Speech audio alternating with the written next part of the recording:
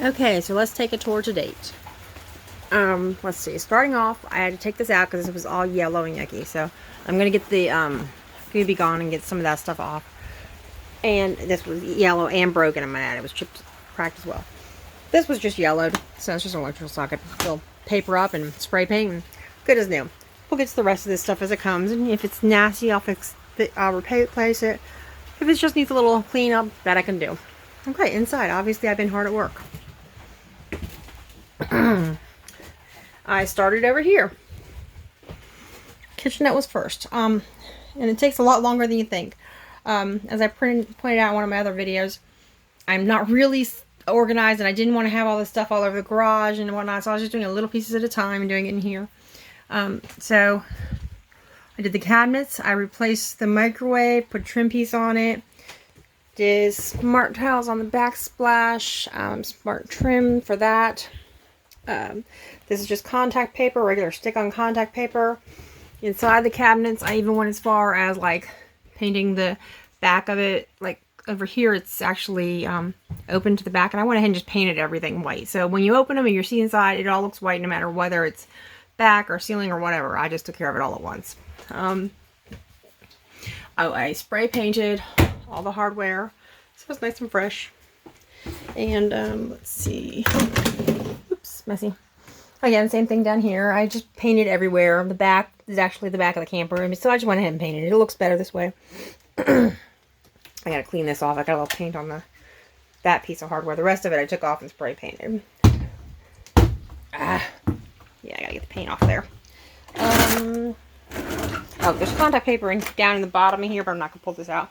But it matches this. Anything else I can do here? No. Okay, so I had to paint. I had to get the baby brush out to paint all this little area here because I forgot about painting it until after I'd already done this. So someone else is doing it. Do the small areas first before you have to put something over top of it. Let's see. I painted all the walls. Went with gray. Actually, I painted them twice because we were choosing the right gray. And gray is a funny color. One tinge will, if the gray has blue in the mix, it could give you a possible blue tinge depending on what you put next to it. And we wanted it to really look gray. And the ones with blue are brighter, but we wanted a real gray because we were doing it to match with the outside and to go with the other colors we were doing. This is looking kind of wrinkled just because I was sitting on them earlier, but we got these brand new red vinyl cushion covers from a person online. They did a great job. I can't sew. I know a lot of people do their own cushions by just stapling to a backboard, but I wouldn't do that with vinyl. I just wouldn't because I want it to last, and I'm not that good with sewing, and I just didn't want anything to tear. So we ordered them online, had them made. They look great. All of this I had to redo.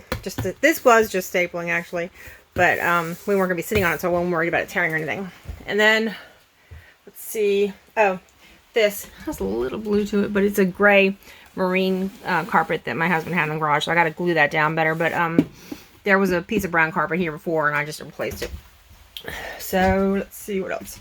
Oh, I put wallpaper over here on this wall. I'm going to do the rest in wallpaper. I started just a trim or gripper right now just to rough it all up. I already did the prep work on that. So next is the wallpaper on the front. The floors I haven't been too worried about getting messy because we know we're going to put new floors in. So I get a little paint on it. I'm not worried about it. It makes it easier on me to redo all this, especially in these tight spaces.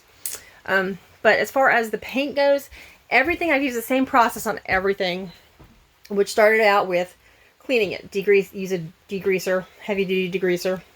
Then I used what's called a deglosser and to take off, because this is mostly laminate. And if it's not laminate, it could use it anyway. And then, and the walls, being the way they are, they're like made of, here. You can see it's there. It's the factory installed Luan that's got like a covering on it. It's almost like a wallpaper, and it's a slick vinyl kind of feel. And that doesn't come apart. It is the way it is. So I need to rough it all up to be able to paint and make sure everything adheres. So I did the same thing with the walls that I did with the cabinets. So they got the degreaser, the deglosser, and then I sanded everything. Sanding blocks. You don't want a heavy one, but you don't want it to be too fine either, so that you're actually doing some good. So sand it all, just rough it up a little bit so that things adhere. So then I use Gripper, which is a primer and sealer. It's high adhesion. It's what it's here for. And then I used just a cheap Walmart white paint or gray paint, depending on what I was doing. So that's where I'm at today. I really like it. This will look a lot better once I get it straightened out. I flip it and it's all flat, but that's all right. The table has to go back in, but we got to finish off the table. We got to put some coverings back on there. Like some of the coverings I just cleaned. Some of them I painted because they were kind of dingy and yellowed. Anything else? So I'll be doing the outside of this next, and then we got to deal with the bathroom, which I addressed in a whole different video. And then next will be all of this.